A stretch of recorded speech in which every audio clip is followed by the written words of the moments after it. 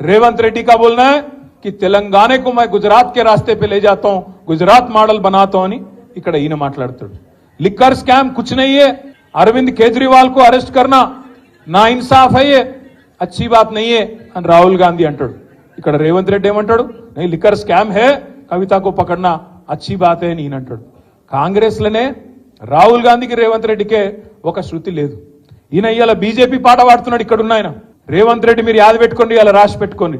Parliament ఎన్నిక తర్వాత ఈ రేవంత్ రెడ్డి అంటాడు, ఎందుకంటే కాంగ్రెస్ గెలవది పీకది, వాళ్ళతో ఏం కాదు, దేశంలో ఊదు కాలది పీరు లేవది, వాళ్ళతో ఏం కాదు. 40 సీట్లు కూడా దాటే పరిస్థితి లేదు. 40 సీట్లు దాటకపోతే వెంటనే జంప్ అయ్యే మొట్టమొదటి క్యాండిడేట్ ఈ దేశంలో ఎవడన్నా ఉన్నాడా అంటే ఈ రేవంత్ రెడ్డి. మళ్ళా మొత్తం ముఠా కట్టుకొని ఈ నాగేందర్ను బిగేందర్ నా అందరిని తీసుకొని బీజేపీలకు జంప్ అయ్యే మొదటి క్యాండిడేట్ ఇదే రేవంత్ రెడ్డి. మీరు రాసి పెట్టుకోండి.